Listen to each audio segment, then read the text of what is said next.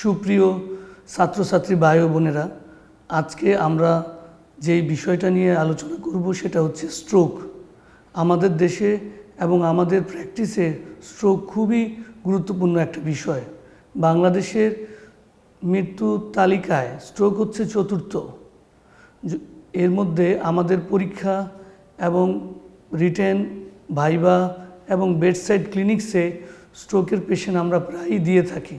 সেজন্য আমাদের স্ট্রোক সম্বন্ধে খুব ভালো করে ক্লিয়ার নলেজ রাখতে হবে এবং জানতে হবে। প্রথমে হচ্ছে স্ট্রোকের definition. Sudden onset focal neurological ডেফিসিয়েট, vascular origin, non traumatic, spontaneous onset, not related to head trauma or injury. এইখানে এই ডেফিনিশনটার ভিতরে কয়েকটা জিনিস বুঝবার জন্য খুবই দরকার। একটা হচ্ছে সাডেন অনসেট স্পন্টেনিয়াস নিউরোলজিক্যাল ডেফিসিয়েট হইতে হবে, এবং সেই নিউরোলজিক্যাল ডেফিসিয়েটগুলো কি আমি তারপরেই বলছি, কিন্তু সেটা ভাস্কুলার অরিজিন হতে হবে। ব্রেন প্যারেনকামা দিয়ে হলে হবে না, সেটা স্পন্টেনিয়াস হইতে হবে। কোনো হেড ইনজুরি বা হেড ট্রমা সেটা দিলে হবে না। এবং সবচেয়ে ব্যাপার হলো এই স্ট্রোক তখনই কমপ্লিট হবে যখন এই neurological deficit more than 24 hours persist করবে।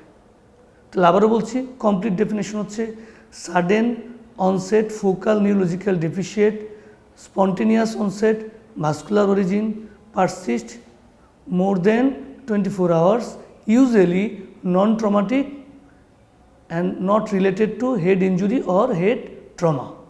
This is the complete definition of stroke. Two types of stroke we know that. প্রথম স্ট্রোক হচ্ছে ইসকেমিক স্ট্রোক অর ইনফ্রাকশন, দ্বিতীয় হচ্ছে হ্যামোরেজিক স্ট্রোক। আমাদের যত স্ট্রোক হয় তার মধ্যে হ্যামোরেজিক স্ট্রোক হচ্ছে 15%, আর ইসকেমিক অর ইনফ্রাকশন হচ্ছে মোর দেন 85%। এখন এই ধরনের স্ট্রোক হওয়ার জন্য কতগুলো রিস্ক ফ্যাক্টর আছে। রিস্ক ফ্যাক্টরগুলির মধ্যে কিছু হচ্ছে মডিফায়েবল, কিছু হচ্ছে নন মডিফায়েবল। সো নন মডিফায়েবল যেগুলো মডিফাই করা যায় না, সেই রিস্ক ফ্যাক্টরগুলো হচ্ছে, এক হচ্ছে এজ, বয়স বাড়লে স্ট্রোকের পরিমাণ বাড়ে। সেক্স, ইউজুয়ালি মেলদের স্ট্রোকের ইনসিডেন্স বেশি থাকে ফিমেলদের তুলনায়, তবে পোস্ট ম্যানোপোজাল ওমেনদের স্ট্রোকের ইনসিডেন্স পুরুষের সাথে একই রকমই থাকে, মানে তখন মেল ফিমেল রেশিও ইকুয়াল থাকে during after menopause. Race, Afro ক্যারিবিয়ানদের স্ট্রোকের ইনসিডেন্স বেশি। তারপরে হচ্ছে hereditary, next hyperlipidemia, hyperfibrinogenemia. These are the non modifiable factors for stroke. Some are modifiable factor. These are the heart disease, যেটাকে বলতেছি আমরা vascular event, previous stroke, peripheral vascular disease, oral contraceptive pill or hormone replacement therapy, diabetes mellitus, hypertension, etc. কিছু factor আছে যেমন আমাদের এই মুহূর্তে দেশের জন্য খুবই ইম্পর্টেন্ট, কেননা যে এখন আমাদের পেশেন্টরা বিভিন্ন ধরনের সাবস্টেন্স অ্যাবিউজ নিয়ে আসে। একটা হচ্ছে অ্যাম্ফেটামিন অর ইয়েবা অ্যাবিউজ। যারা এই ধরনের অ্যাবিউজে ভুগে তাদের হাইপারটেনশন রিলেটেড কমপ্লিকেশন হিসেবে স্ট্রোক হয়। So these are the modifiable risk factor of the stroke. তারপরে কথা হচ্ছে এটিওপ্যাথোজেনেসিস। আমরা কিভাবে এই প্যাথোজেনেসিসটাকে মনে রাখবো এবং এটিওলজির সাথে সম্পর্কিত থাকবে। আমি বলেছি যে স্ট্রোক আমাদের দুই ধরনের, একটা হলো ইনফ্রাকশন অর ইসকেমিক স্ট্রোক, আর একটা হচ্ছে হ্যামোরেজিক স্ট্রোক। এখন আমি ইনফ্রাকশন অর ইসকেমিক স্ট্রোক কিভাবে হয় সেটা বোঝানোর চেষ্টা করব। প্রথমে আমরা জানি যে আমাদের ইনফ্রাকশন যে হয় অর ইসকেমিক যে স্ট্রোক হয় তার মোর দেন 80% হচ্ছে subcortical region around gangliothalamic region. Gangliothalamic region lenticulostriate artery block হয়ে ইন্টারনাল ক্যাপসুলকে সাপ্লাই দেয়। সেই আর্টারি যদি ব্লক হয় তাহলে এই প্রবলেম হয়। তখন মুড অফ প্যাথোজেনেসিস কী হবে? অ্যাথেরোথ্রম্বোটিক। So number 1 অ্যাথেরোথ্রম্বোটিক।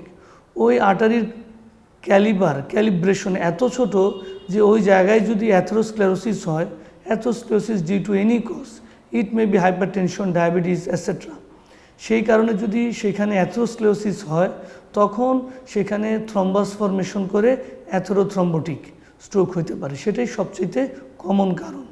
দ্বিতীয় হচ্ছে আমাদের অ্যাথেরোঅ্যাম্বোলিজম। অ্যাথেরোঅ্যাম্বোলিজম স্ট্রোকটা ইউজুয়ালি ক্যারোটিড ভেসেল এবং অ্যাওর্টা অ্যান্ড গ্রেট ভেসেল, সেখানে যদি অ্যাথেরোস্ক্লেরোসিস তৈরি হয় এবং সেটা যদি সিস্টেমিক সার্কুলেশনে যায় তখন এই ধরনের স্ট্রোক হয়, সেটা হচ্ছে অ্যাথেরোঅ্যাম্বোলিক স্ট্রোক। এই ধরনের স্ট্রোকে সাধারণত ব্রেইনের আমরা জানি 3টা আর্টারির মাধ্যমে ব্লাড সাপ্লাই হয়, একটা হচ্ছে anterior cerebral artery, medial cerebral artery and posterior cerebral artery. যখন এই ধরনের স্ট্রোক হয় অ্যাথেরোঅ্যাম্বোলিক অথবা থ্রম্বোঅ্যাম্বোলিক, তখন এই ধরনের টেরিটরি ধরে আক্রান্ত হয় ব্রেন, সেটা আমি পরে আরেকটু বলছি। তৃতীয় অ্যাথিওপ্যাথোজেনেসিস হচ্ছে থ্রম্বোঅ্যাম্বোলিক। হার্টের ভিতর যদি কোনো কারণে থ্রম্বাস ফর্মেশন হয়, ইট মে বি অ্যারেথমিয়া, মোস্ট কমন হচ্ছে atrial fibrillation or infective endocarditis, সেই থ্রম্বাস অ্যাম্বোলিজম হয়ে ব্রেনে চলে গেল, সেখানে আর্টারিকে অক্লুড করে ফেললো, সেটা হবে মোড অফ প্যাথোজেনেসিস হবে সেটা থ্রম্বোঅ্যাম্বোলিক। তাহলে এই যে দুইটা স্ট্রোক, একটা হচ্ছে অ্যাথেরোঅ্যাম্বোলিক আর একটা হচ্ছে গিয়া থ্রম্বোঅ্যাম্বোলিক, এই দুইটা স্ট্রোকে ব্রেইনের কর্টেক্স ইনভলভমেন্ট হয় এবং সেটা ব্লাড সাপ্লাইয়ের টেরিটরি ধরে হয়। ইট মে বি এসিএ সার্কুলেশন হবে, এমসিএ অর পিকা মানে পোস্টেরিয়র সেরিব্রাল আর্টারিকে প্রবলেম করবে। যেহেতু আমরা জানি কর্টিক্যাল সাপ্লাই যদি লস হয়, ব্রেনের কর্টেক্স যদি ইনভলভমেন্ট হয়, সেই ক্ষেত্রে পেশেন্ট থাকবে সেমি কনশাস টু আনকনশাস। তাহলে কোনো পেশেন্টের স্ট্রোকের সাথে যদি সেমি কনশাস টু আনকনশাস থাকে এবং সেটা যদি আমি মনে করি যে এই পেশেন্টটা মেবি ইনফ্রাক্টিভ স্ট্রোক হইতে পারে, সেই ক্ষেত্রে আমাদের চিন্তা করবে এটা কর্টিক্যাল স্ট্রোক এবং তার এটা মোড অফ প্রেজেন্টেশন অ্যাম্বোলিক, এটা atheroembolic or thromboembolic. Usually infarctive স্ট্রোকে ইউজুয়ালি পেশেন্ট কনশাস থাকে। যদি আমরা বলেছি যে সাবকর্টিক্যাল রিজন ভেজাল গ্যাংলিয়াতে সাধারণত স্ট্রোকের ইনসিডেন্স বেশি থাকে, সেই ক্ষেত্রে পেশেন্ট ফোকাল নিউরোলজিক্যাল ডিফিসিয়েন্ট থাকবে কিন্তু কনশাসনেসটা রিটেইন থাকে। কিন্তু যদি এই ধরনের ইনফ্রাক্টিভ স্ট্রোকে কর্টেক্স ইনভলভমেন্ট হয়, তখন বিশেষ করে এমসিএ টেরিটরি জুড়ে যদি কর্টেক্স ইনভলভমেন্ট হয়, পরবর্তীতে সেটাতে চারপাশে ইডিমা হয়ে রেস্ট আইসিপি হয় এবং পেশেন্টের কনশাসনেস ডিটোরিয়েট করতে থাকে, তার সাথে নিউরোলজিক্যাল ডেফিসিয়েন্ট তো থাকছেই। এখন আরেকটা স্ট্রোক হচ্ছে হ্যামোরেজিক স্ট্রোক। আমরা জানি যে হ্যামোরেজিক স্ট্রোক হওয়ার কয়েকটা কারণ আছে। প্রথম কারণ হচ্ছে কনজেনিটাল অ্যানোমেলি অফ দ্য ব্রেনের কি ভাস্কুলার অ্যানোমেলি, কারণ স্ট্রোক হবে ভাস্কুলার অরিজিন। তো ব্রেনের ভ্যাসেলের ভিতর যদি অ্যানোরিজম থাকে কিংবা আর্টারিও ভেনাস ম্যালফরমেশন থাকে, সেগুলো রাপচার হয়ে আমার কি হইতে পারে, হ্যামোরেজ হইতে পারে। সেই হ্যামোরেজিক স্ট্রোক দুই ধরনের, একটা হলো ইন্টারসেরিব্রাল হ্যামোরেজ হইতে পারে আর একটা হলো সাবআরাকনয়েড হ্যামোরেজ হইতে পারে। এটা ছাড়াও আরেকটু সমস্যা, সেটা হচ্ছে যদি কোনো পেশেন্ট কোনো ব্লাড থিনার ইউজ করে, ওয়ারফেরিন ইউজ করে, সেই ক্ষেত্রে হ্যামোরেজিক ম্যানিফেস্টেশন হয়ে ব্রেনের ভিতরে স্ট্রোক হইতে পারে, কিন্তু সেটা কিন্তু স্ট্রোক বলা যাবে না। কারণ এটা ভাস্কুলার অরিজিন হয়নি, সেটা হ্যামোরেজিক ম্যানিফেস্টেশন। আচ্ছা, দ্বিতীয় কথা হচ্ছে যদি কোনো পেশেন্ট সাবস্টেন্স অ্যাবিউজার হয়, বিশেষ করে অ্যামফেটামিন, কোকেন, এবং সেই পেশেন্টের যদি কোনো কারণে হাইপারটেনশন থাকে, যেটা বলে আমরা ম্যালিগন্যান্ট হাইপারটেনশন, এবং সেটার কমপ্লিকেশন হিসাবে যদি ব্রেইনে হ্যামোরেজ হয়, তাহলে আমরা বলতে পারবো এই ধরনের stroke due to secondary hypertension related complication. এখন ফোকাল নিউরোলজিক্যাল ডেফিসিয়েন্ট আসলে কি, মানে এটা বোঝার উদ্দেশ্য হচ্ছে এটা যদি আমরা জানি তাহলে বুঝতে পারবো স্ট্রোক কিভাবে প্রেজেন্ট করে। আমরা জানি ব্রেন এবং স্পাইনাল কর্ড এটা হচ্ছে এই ধরনের জায়গায় যদি অ্যাটাক হয় তাহলে ফোকাল নিউরোলজিক্যাল ডিফিসিয়েট আসে। তাহলে স্ট্রোক কিভাবে পেশেন্টটা প্রেজেন্ট করে, এক হচ্ছে পেশেন্টের হেমিপ্লেজিয়া থাকতে পারে, যেটা সবচাইতে কমন, হেমিপ্লেজিয়া আর হেমিপ্যারেসিস। দ্বিতীয়ত মনোপ্যারেসিস আর মনোপ্লেজিয়া, যে কোনো একটা হাত বা দুর্বল হয়েও কিন্তু পেশেন্টের স্ট্রোক হইতে পারে।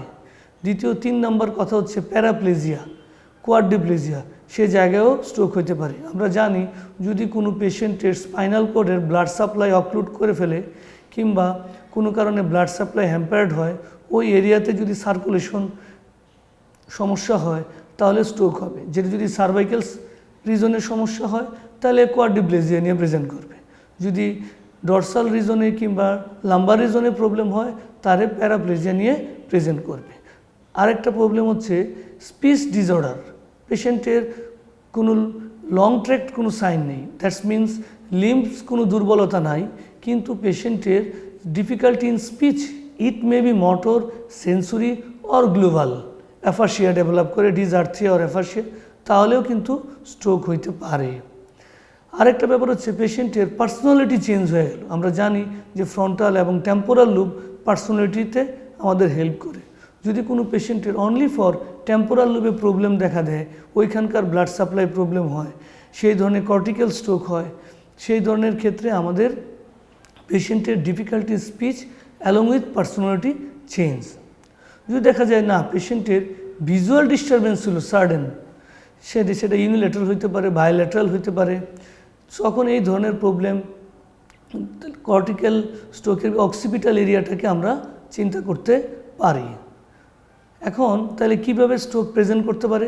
প্রথমে হচ্ছে কি হেমিপ্লেজিয়া, দ্বিতীয় হচ্ছে গিয়ে আমাদের মনোপ্যারেসিস আর মনোপ্লেজিয়া, 3 নম্বর quadriplegia, paraplegia, personality change, speech disorder and difficulty in vision.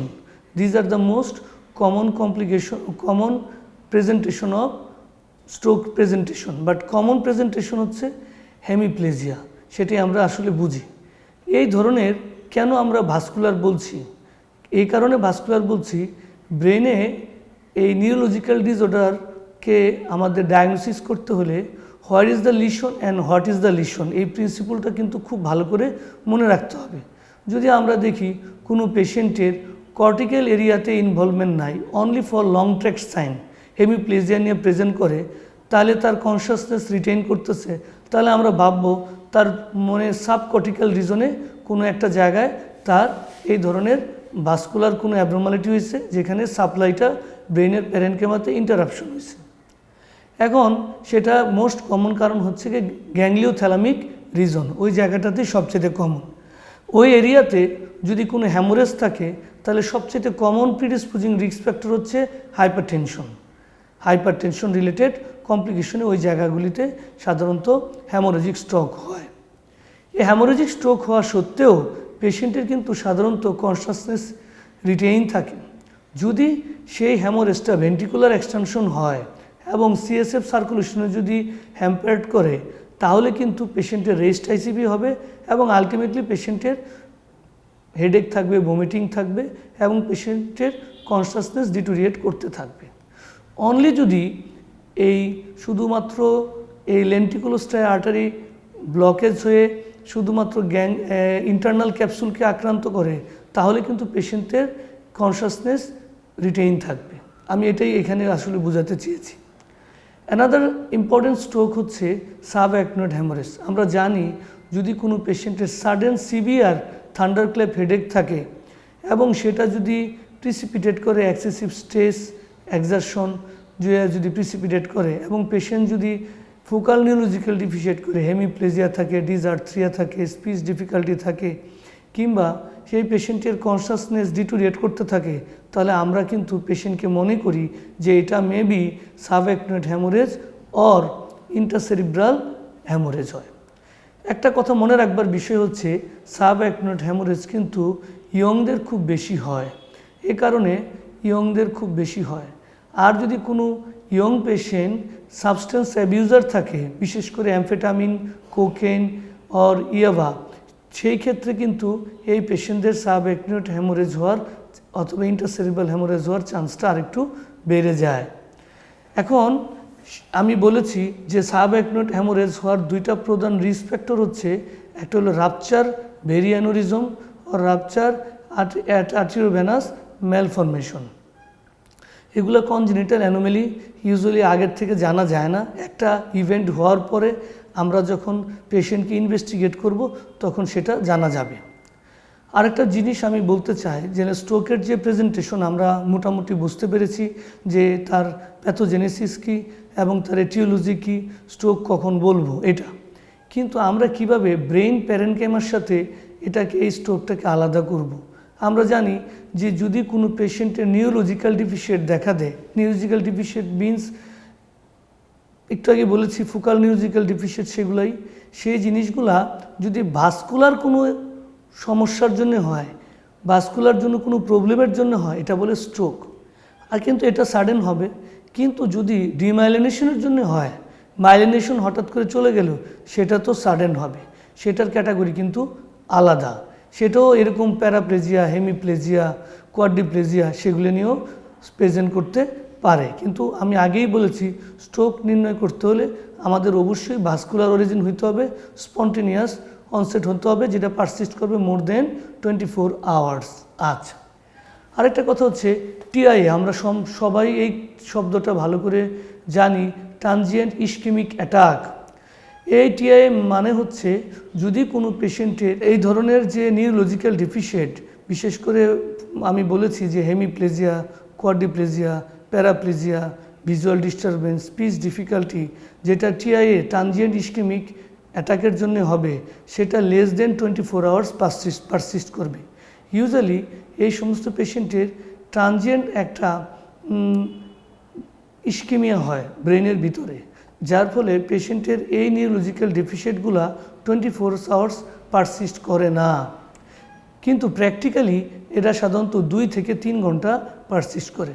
Patient এসে হয়তো বলল যে আমি গতকালকে হঠাৎ করে আমার এক সাইড অবশ হয়ে গেছে, হেমিপ্লেজিয়া ডেভেলপ করেছে, এবং স্যার সেটা 2-3 ঘন্টার বেশি ছিল না, কিংবা হঠাৎ করে 2 চোখ কিংবা 1 চোখে আমি দেখতে পাইনি, সেটা বলে আমাদের টিআইএ বলতে হবে।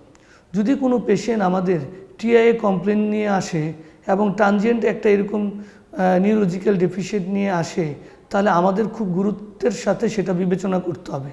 কারণ যার একবার টিআইএ হয়েছে তার ভবিষ্যতে 9.5 টাইমস স্ট্রোক হওয়ার চান্স সবচাইতে বেশি। তাহলে কিভাবে কি করব আমরা? আমাদের রিস্ক ফ্যাক্টরগুলো খুঁজে বের করতে হবে, সেই অনুযায়ী প্রিভেন্টিভ মেজার্স নিতে হবে। তাহলে এখন এই স্ট্রোকের আমরা এক্সামিনেশন করে আসলে কি পাব? যদি আমরা স্ট্রোকে এক্সামিনেশন করি তাহলে দুইটা, প্রথমে হচ্ছে যে স্ট্রোক আদৌ নিউরোলজিক্যাল ডেফিসিয়েন্ট হয়েছে কিনা সেটাকে আমরা ক্লিনিক্যালি বেডসাইড ইভালুয়েশন করব। পরীক্ষায় সবচাইতে কমন আমরা বেডসাইডে পেশেন্টের হায়ার সাইকিক ফাংশন দেখি, ক্রেনিয়াল নার্ভ দেখি, ফান্ডোস্কোপি করি। সেকেন্ড হচ্ছে মোটর এক্সামিনেশন করি।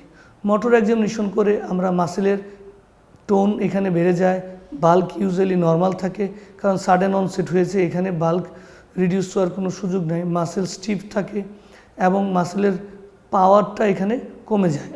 আমরা এমআরসি গ্রেডিং করে পাওয়ারটা ইভ্যালুয়েশন করি। পরবর্তীতে পেশেন্টের এখানে আমরা কোঅর্ডিনেশন করি এবং প্লান্টার জার্ক দেখি। জার্ক, সব ডিপ জার্কগুলো ইউজুয়ালি স্ট্রোকের এক্সাজারবেটেড থাকবে, ইনক্লুডিং সুপারফিশিয়াল রিফ্লেক্স সহ এক্সাজারবেটেড থাকবে। এখন আরেকটা হচ্ছে পেশেন্টের প্লান্টার রেসপন্স দেখি। আমরা কিন্তু খুব শর্টকাট, যদি বেডসাইড প্রথমেই আমরা চিন্তা করি এই পেশেন্টের স্ট্রোক হয়েছে, হেমিপ্লেজিয়া নিয়ে প্রেজেন্ট করেছে, তখন কিন্তু আমরা পেশেন্টকে প্লান্টার রেসপন্সটাকে খুব গুরুত্বের সাথে বিবেচনা করি। যদি দেখি প্লান্টার রেসপন্স এক্সাজারেটেড হয়েছে, এক্সাজারেটেড মিনস এক্সটেন্সর, এখানে এক্সাজারেট হবে না, এক্সটেন্সর হয়, তাহলে আমাদের বুঝতে হবে যে এখানে upper motor neuron type lesion হয়েছে। তাহলে কয় ধরনের প্লান্টার রেসপন্স আছে পরীক্ষায় খুব জিজ্ঞেস করা হয়। আমরা জানি নর্মাল হচ্ছে প্লান্টার হচ্ছে ফ্লেক্সর, কিন্তু এটা ছাড়াও আরও 4 ধরনের রেসপন্স হচ্ছে।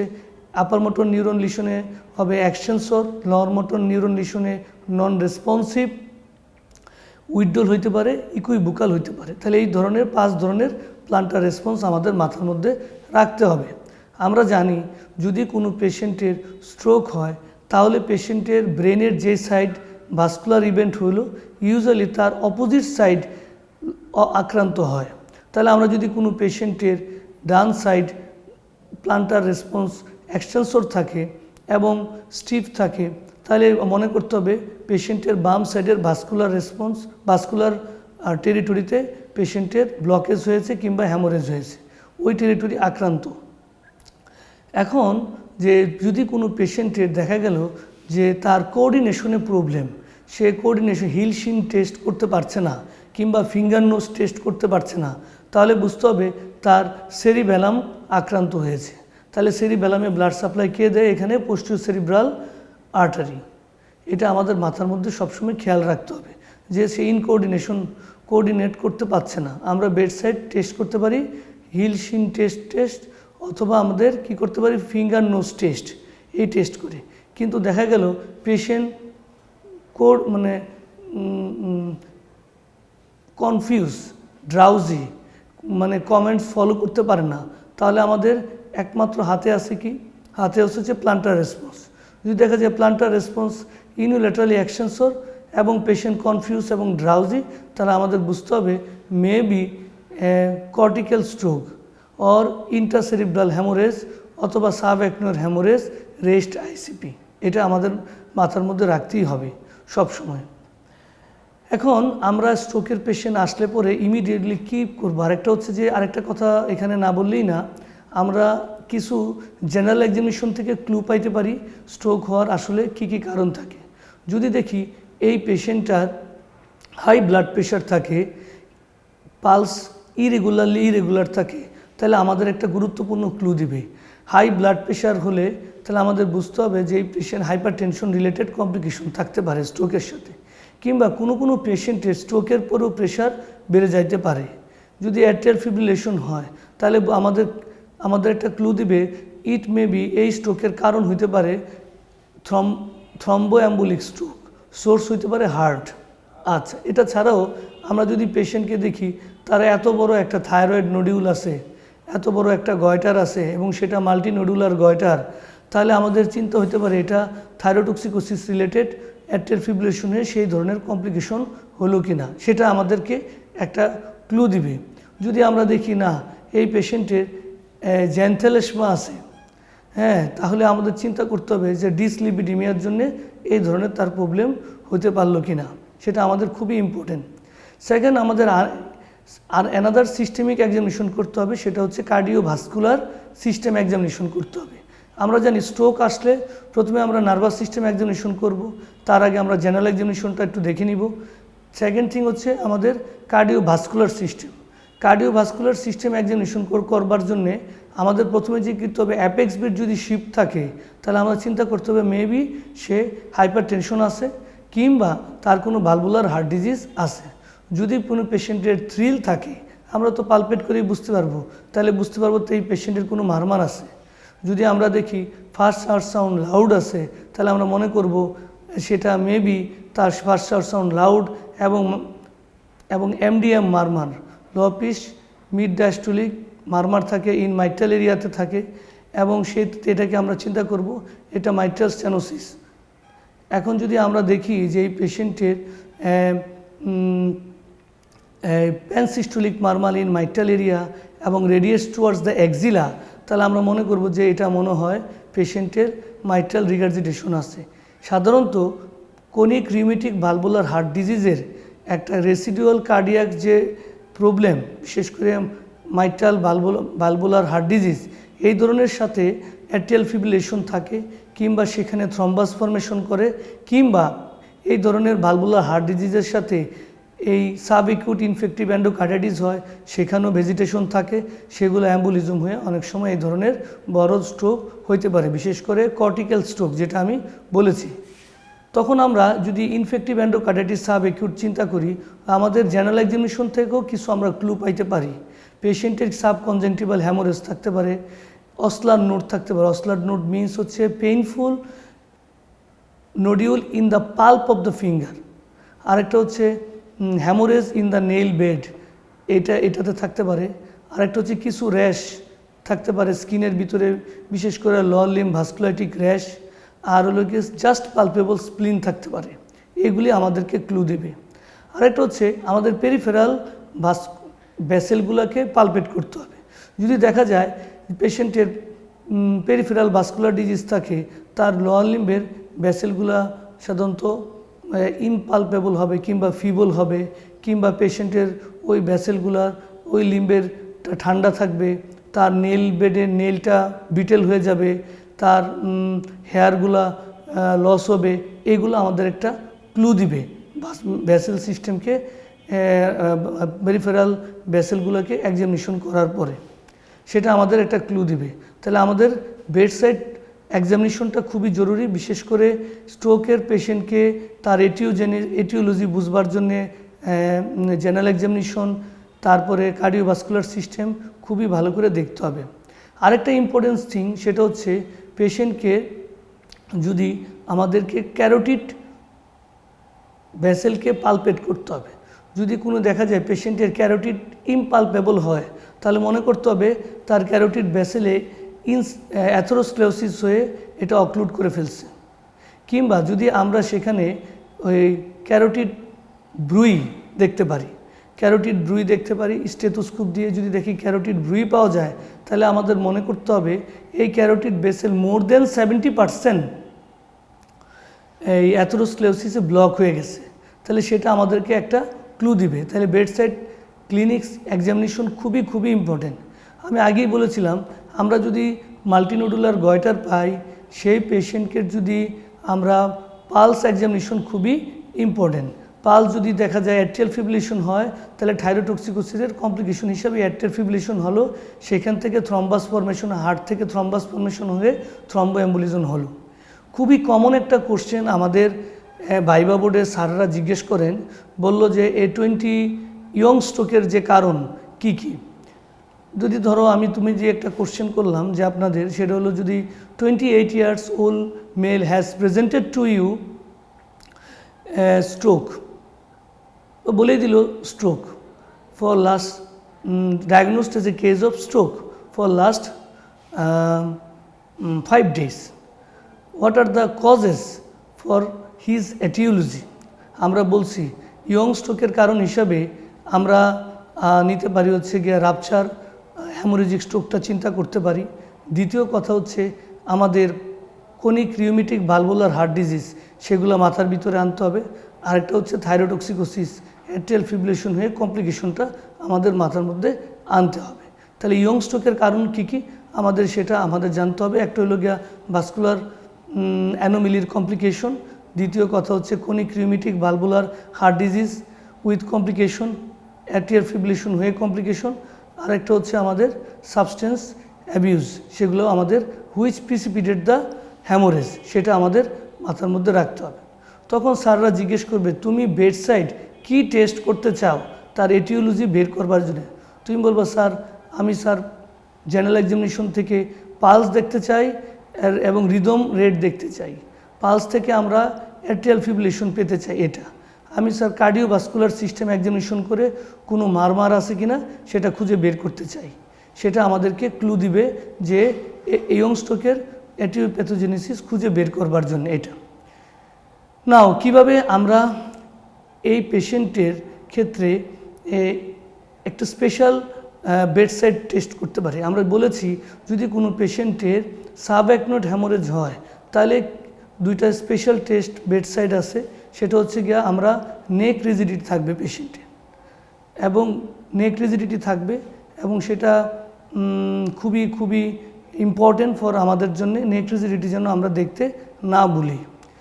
অনেক সময় ইন্টারসেরিব্রাল হ্যামোরেজ হয়ে ভেন্ট্রিকুলার এক্সটেনশন হয়েও এই ধরনের নেক রিজিডিটি থাকতে পারে।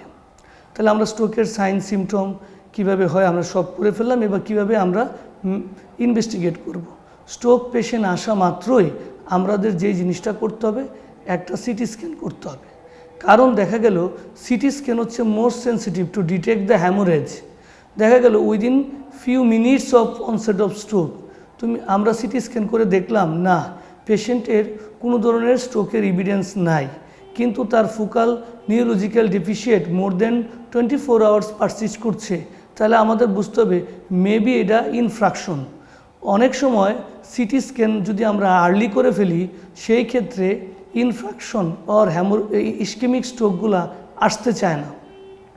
তখন আমরা নেক্সট যে টেস্ট করতে পারি 24 আওয়ার পরে আবার রিপিট সিটি স্ক্যান করতে পারি অথবা এমআরআই করতে পারি। এমআরআই খুবই ইম্পর্টেন্ট ফর ইনফ্রাকশন ডিটেক্ট করবার জন্য, কিন্তু এগুলো আসলে কস্টলি। এটা দ্বিতীয় কথা, যদি আমরা পেশেন্টকে চিন্তা করি সাবঅ্যাকনোয়েড হ্যামোরেজ, কিন্তু আমরা ইমিডিয়েটলি সিটি স্ক্যান করার পরে কিছুই আসেনি, তখন আমরা পেশেন্টকে কি করব? 12 ঘন্টা অপেক্ষা করব। 12 ঘন্টা অপেক্ষা করার পরে আমরা রিপিট সিটি স্ক্যান করব। রিপিট সিটি স্ক্যান করার পরে যদি দেখি পেশেন্টের না, তারপরও সিটি নেগেটিভ আছে, তখন আমরা লাম্বার পাংচার করব। লাম্বার পাংচার করার পরে যদি জ্যান্থোক্রোমিয়া পাওয়া যায়, মানে সিএসএফটা ইউজুয়ালি ক্রিস্টাল ক্লিয়ার, এটা যদি হলুদ হয়ে যায় কালারটা, তাহলে বুঝতে হবে যেটা এটা সাবঅ্যাকনোয়েড হ্যামোরেজ হয়েছে, কারণ ওই আরবিসি ভেঙে বিলিরুবিন তৈরি হয়েছে এবং সেটার থেকে ব্লাডটা হলুদ হয়েছিল। এটা তাহলে আমাদের মাথার মধ্যে কিন্তু এই জিনিসটা কতগুলো পয়েন্ট রাখতে হবে যে আমরা কিন্তু পেশেন্টকে ট্রিট করব, রিপোর্টকে ট্রিট করব না। পেশেন্টের নিউরোলজিক্যাল ডেফিসিয়েন্ট অনসেট হয়েছে, কিন্তু তার সিটি স্ক্যান নেগেটিভ, কিন্তু আমরা কিন্তু বলবো না যে আপনার স্ট্রোক হয়নি, আমরা এটা করব না। আমরা যদি হিস্ট্রির সাথে patient semi conscious to unconscious, severe headache vomiting দিয়ে শুরু হয়েছে, একটা পার্টস দুর্বল, তখন আমরা কিন্তু মনে করব ক্লিনিক্যালি এটা হয়তো সাবঅ্যাকনোয়েড হ্যামোরেজ কিংবা ইন্ট্রাসেরিব্রাল হ্যামোরেজ। সেই ক্ষেত্রে কিন্তু আমাদেরকে CT scan important. City repeat করতে হইতে পারে, যদি ইনিশিয়াল নেগেটিভ থাকে 12 ঘন্টা পর, তাতে যদি নেগেটিভ থাকে তখন আমরা লাম্বার পাংচার করে সিএসএফটাকে ভিজুয়াল অ্যানালাইসিস করব। সেটা আমাদেরকে ক্লু করবে। আর যদি দেখা যায় যে পেশেন্টের ইমিডিয়েট সিটি স্ক্যান করার পরে নর্মাল, 24 আওয়ার পরে সিটি স্ক্যান নর্মাল, সেই ক্ষেত্রে আমরা এমআরআই করতে পারি। এমআরআই করলে অবশ্যই নিউরোলজিক্যাল ডেফিসিয়েন্ট যদি স্ট্রোক হয় সেটা আমাদের ধরা পড়বে। MRI sensitive for infraction. Other test আমরা যেগুলো করতে পারি সেটা হচ্ছে পেশেন্টের স্ট্রোক কেন হলো এই কারণটা খুঁজে বের করার জন্য। তারপরে টেস্ট হচ্ছে ইসিজি, খুবই ইম্পর্টেন্ট। অ্যাট্রিয়াল ফিব্রিলেশন আছে কি না সেটা আমরা বুঝতে পারবো। দ্বিতীয় কারণ হচ্ছে আমরা ইকোকার্ডিওগ্রাম, কালার ডপলার, সেটাকে আমরা ভালভুলার হার্ট ডিজিজ আছে কি না, কিংবা কোনো ভেজিটেশন আছে কি না, কিংবা থ্রম্বাস আছে কি না, সেটাও আমরা ইকোকার্ডিওগ্রাম করে বুঝতে পারবো। ক্যারোটিড ডপলার আল্ট্রাসাউন্ড, সেটা করে আমরা বুঝতে পারবো ক্যারোটিড ভেসেলে কোনো ধরনের অ্যাথেরোস্ক্লেরোসিস অবস্ট্রাকশন আছে কি না। এইগুলো আমাদেরকে ক্লু দিবে। কিছু ইনভেস্টিগেশন আমরা করব কমপ্লিকেশন খুঁজে বের করার জন্যে। তাহলে স্ট্রোকের পেশেন্টের কী ধরনের কমপ্লিকেশন হয় সেটা আমাদেরকে আগে জানতে হবে। প্রথম কমপ্লিকেশন হয়, স্ট্রোক যখন হয় তখন ব্রেনের কি হয়, ব্রেনের প্যারেনকেমা সাপ্লাই কমে গিয়ে ওইটা আক্রান্ত হয়, তখন সেই ক্ষেত্রে পেশেন্টের সিজার হইতে পারে, আনকনশাস হইতে পারে, semi conscious to unconscious, due to raised ICP. এই রেস্ট আইসিপি কেন হলো? একটা হলো সিএসএফ সার্কুলেশনে যদি কোনো প্রবলেম দেখা দেয়, অথবা ইডিমা হয়ে যদি রেস্ট আইসিপি হয় সেটা। দ্বিতীয় কথা হচ্ছে পেশেন্টের চেস্ট ইনফেকশন হতে পারে, কারণ আমরা স্ট্রোকের পেশেন্টকে যখন খাওয়াতে যাই তখন সেটা অ্যাসপিরেশন হয়, সে পেশেন্টের হাইপোক্সিয়া হয় এবং চেস্ট ইনফেকশন মানে নিউমোনিয়া হতে পারে। এই স্ট্রোকের পেশেন্ট যখন অনেক দিন শুয়ে থাকে তখন পেশেন্টের বেড সোর ডেভেলপ করে, ডিবিটি হয়, ডিবিটি রিলেটেড কমপ্লিকেশন হয়, পেশেন্টের কনস্টিপেশন থাকে, ঠিকমতো পায়খানা হতে চায় না। তারপরে পেশেন্টের যেটা হয় সাইকোলজিক্যাল প্রবলেম দেখা দেয়, পেশেন্ট ডিপ্রেশনে ভুগে এটসেট্রা। আরেকটা হচ্ছে পেশেন্টের ইউটিআই হয়, ইউটিআই রিলেটেড কমপ্লিকেশনও হতে পারে, কারণ অনেক দিন ধরে পেশেন্টের ক্যাথেটার থাকে, সেই ক্যাথেটার থেকে পেশেন্টের ইউটিআই হয়ে কমপ্লিকেশন হতে পারে। These are the most common. এটা ছাড়াও যদি কোনো পেশেন্টের হাইপোগ্লাইসিমিয়া হয়ে যেতে পারে, যদি তার ডায়াবেটিস থাকে, আমরা যদি পলি ডায়াবেটিস কন্ট্রোল করি সেটাতেও হইতে পারে এই সমস্যাগুলো দেখা দেয়। তাহলে কমপ্লিকেশনগুলোকে দেখবার জন্য আমরা কি করতে পারি? একটা হলো যদি অ্যাসপিরেশন চিন্তা করি, পেশেন্টকে চেস্ট এক্সরে করাবো আমরা। পেশেন্টের স্যাচুরেশন দেখব, আমরা এবিজি করাতে পারি, এটা আমরা দেখব, ব্লাড কালচার করাতে পারি, ইউরিনারি কালচার করাতে পারি, ইলেকট্রোলাইটস দেখতে পারি, হাইপোনেট্রিমিয়া হয়েছে, ইলেকট্রোলাইট ডিসঅর্ডার হয়েছে কিনা, এইগুলিকে আমরা খেয়াল করতে পারি আর কি। এটা আসলে ডিপেন্ড করবে ইন্ডিভিজুয়াল পেশেন্টের উপর কী কী আমরা করতে পারি। সো আমাদের সমস্ত ইনভেস্টিগেশন হবে কাস্টমাইজ, যেই পেশেন্টটার জন্যে যেটা জরুরি আমরা সেভাবে আগাতে পারবো। এটা একটা ব্যাপার। তাহলে আমরা কিভাবে ম্যানেজ করব? আমরা জানি স্ট্রোকের পেশেন্টের মর্টালিটিও কিন্তু কম না, অ্যারাউন্ড 30%। তাহলে আমরা যদি ফার্স্ট মানে ইমিডিয়েটলি যদি আমরা মনে করি এই পেশেন্টটা স্ট্রোক হয়েছে, তার ফেসিয়াল অ্যাসিমেট্রি, দ্বিতীয় কথা একটা তার আর্ম যদি হ্যাঙ্গিং হয়, টি দিয়ে এস হচ্ছে গিয়ে তার স্লাট স্পিচ থাকে, এবং টি দিয়ে যদি টাইমিং, এখানে timing important. Immediate after stroke যদি আমরা পেশেন্টকে হসপিটালাইজ করতে পারি, তখন তাকে যদি আমরা এবিসি ম্যানেজমেন্ট করতে পারি, অ্যারোয়ে ব্রিদিং সার্কুলেশন সেটা দেখতে পারি, এবং যদি আমরা মনে করি এই পেশেন্টটার ইনফ্রাক্টিভ স্ট্রোক, সেই ক্ষেত্রে আমরা তাকে অ্যাসপিরিন ক্লোপিডেগ্রেল কম্বিনেশন, আর যদি রিস্ক ফ্যাক্টর থাকে, পেশেন্ট যদি ইনটলারেবল টু অ্যাসপিরিন হয়, তাহলে আমরা অনলি ক্লোপিডেগ্রল, এবং কিংবা ওই থ্রম্বোলাইসিসও করা যাইতে পারে। তবে আমাদের দেশে এই থ্রম্বোলাইসিস করা স্ট্রোকের পেশেন্টদের ক্ষেত্রে এটা খুব নিউ ট্রেন্ড, এবং এটা সব জায়গায় ফেসিলিটি আসলে অ্যাভেলেবেল না, কিন্তু রিপারফিউশন করার পরে পেশেন্টদের প্রগনোসিস খুব ভালো হয় এটা। কিন্তু আমরা যদি মনে করি পেশেন্টের হ্যামোরেজিক স্ট্রোক হয়েছে, ইন্ট্রাসেরিব্রাল হ্যামোরেজ হয়, সেই ক্ষেত্রে পেশেন্টের হাই ব্লাড প্রেশার থাকে, তখন কিন্তু আমরা তাকে ব্লাড প্রেশার কমানোর জন্যে ইমিডিয়েটলি ব্যবস্থা নিতে পারি। সেই ক্ষেত্রে ইনজেক্টেবল আমরা অ্যান্টিহাইপারটেনসিভ ড্রাগ চয়েস করতে পারি, বিশেষ করে ল্যাবেটালন খুবই আমাদের ওয়ার্ডে সবসময় ব্যবহার করা হয়। যদি দেখা যায় না পেশেন্টের তেমন কোনো ইমার্জেন্সি নাই, আমরা প্রথম 24 থেকে 48 ঘন্টা খুব তাড়াতাড়ি ব্লাড প্রেশার কমাবো না। যদি তাড়াতাড়ি ব্লাড প্রেশার কমায় ফেলি, তাহলে আমাদের স্ট্রোককে আরও অ্যাগ্রাভেট করবে, পেশেন্ট কনসাসনেস আরও ডিটোরিয়েট হবে, কারণ প্রেশার কমে গিয়ে সমস্যা তৈরি করবে। এটা আমাদের খুব জাজমেন্ট করতে হবে। যদি স্ট্রোকের সাথে পেশেন্টের কনভালশন হচ্ছে এবং খুব র্যাপিডলি কনসাসনেস ডিটোরিয়েট করতেছে, ডায়াস্টোলিক ব্লাড প্রেশার যদি মোর দেন 130, সেই ক্ষেত্রে আমরা পেশেন্টদেরকে ওই ইনজেক্টেবল অ্যান্টিহাইপারটেনসিভ ড্রাগ চয়েস করতে পারি, এক নম্বর। দ্বিতীয় কথা হচ্ছে, যদি কোনো পেশেন্টের সাবঅ্যাগনোয়েট হ্যামোরেজ থাকে এবং অথবা ইন্টারসেরিব্রাল হ্যামোরেজ থাকে, সেটা যদি ভেন্ট্রিকুলার এক্সটেনশন হয়, তখন আমরা তাকে কি ক্যালসিয়াম চ্যানেল ব্লকার, আমরা নাম শুনেছি নিমোডিপিন, দিতে পারি। আমরা জানি এই ধরনের স্পেসে যদি ব্লাড যায় তাহলে কিন্তু ভেজোস্পাজম হয়, তখন আবার ইনফ্রাকশন তৈরি হয়। এই ইনফ্রাকশনকে প্রিভেন্ট করবার জন্যে আমরা কি করি, তখন তাকে নিমোডিপিন ট্যাবলেট দিয়ে দিই।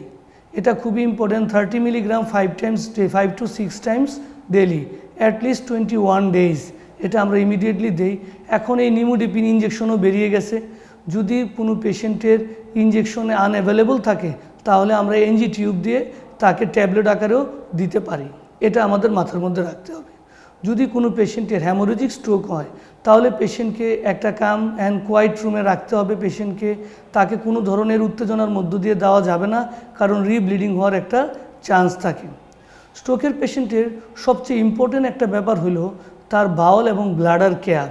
যদি তারা অনেক দিন ইমোবাইল থাকে, তখন তাদের নিজেদের বোধ কাজ করে না, তখন তাদের কনস্টিপেশন হয়ে তাদের একটা সমস্যা তৈরি হয়। সেই ক্ষেত্রে আমরা স্টুল সফটেনার কিংবা ফ্লিট অ্যানেমা সেগুলো আমরা ব্যবহার করতে পারি। এটা খুবই ইম্পর্টেন্ট। আরেকটা কমন জিনিস হচ্ছে, পরীক্ষায় আমাদের জিজ্ঞেস করা হয়, যদি ধরেন একজন পেশেন্টের স্ট্রোক হয়েছে, রাইট সাইড উইকনেস, সেই সাথে রাইট সাইডে ফোকাল সিজার হচ্ছে, রাইট সাইডে পার্শিয়াল সিজার, সেই ক্ষেত্রে সেটার প্রগনোসিস কি, ব্যাড অর গুড? অবশ্যই গুড, কারণ তার নিউরোনাল কানেকশন স্টিল এখনও বিদ্যমান। সেই ক্ষেত্রে তার প্রগনোসিস হবে গুড। এটা আমাদের মাথার মধ্যে রাখতে হবে, কারণ যদি ওই পেশেন্টের নিউরোনাল কানেকশন পুরোপুরি লস হয়ে যায়, তাহলে তার কী হবে, পুরোপুরি প্যারালাইসিস এবং সেটা একটা সমস্যা। কিন্তু দেখা যায় যে উইকনেস আছে তার সাথে সিজার হচ্ছে, মানে পার্শিয়াল সিজার হচ্ছে, তাহলে এটার প্রগনোসিস গুড। এটা আমাদের রাখতে হবে মাথার মধ্যে। একজন স্ট্রোকের পেশেন্ট ওয়ার্ডে ভর্তি আছে কিন্তু সে রেস্টলেস, আমরা কি জিনিস চিন্তা করব এটাও খুব মাথায় রাখতে হবে। আমাদের মনে করতে হবে টাইট ব্রেন, মানে তার আবার রিব্লিড হয়ে ব্রেনের প্রেশার বেড়ে গেল কিনা। দ্বিতীয় কথা হচ্ছে টাইট ব্লাডার, মানে তার রিটেনশন হয়ে গেল কিনা, কিংবা তার ক্যাথেটার পরা আছে, ক্যাথেটারটা ব্লক হয়ে গেল কিনা এটা। আরেকটা হচ্ছে কি টাইট হার্ট, তার এমআই হয়ে গেল কিনা। খুবই ইম্পর্টেন্ট জিনিস, খুবই প্র্যাকটিক্যাল কথা। আমার যদি স্ট্রোকের পেশেন্ট হঠাৎ করে অস্থির করতে থাকে, ভালো পেশেন্ট ছিল হঠাৎ করে খারাপ হইতে থাকে, রেস্টলেস থাকে, আমাদের তিনটা জিনিস অবশ্যই মাথায় রাখতে হবে। একটা হচ্ছে কি টাইট ব্রেন, একটা হচ্ছে টাইট ব্লাডার, আর একটা হচ্ছে টাইট হার্ট। এই ব্যাপারে মনোযোগ দিতে হবে। কিংবা সে যদি ডায়াবেটিক হয়, তার হাইপোগ্লাইসিমিয়া হয়ে গেছে কিনা সেটাও আমাদেরকে মাথার মধ্যে রাখতে হবে। মোটামুটি আজকের এই আলোচনায় আমি স্ট্রোকের ডেফিনেশন থেকে শুরু করে কিভাবে ম্যানেজমেন্ট করব আমি আলোচনা করার চেষ্টা করেছি। আপনারা ভাষায় পড়াশোনা করবেন, তাহলে আশা করি আমার আলোচনা থেকে আপনারা উপকৃত হবেন। সবাইকে ধন্যবাদ।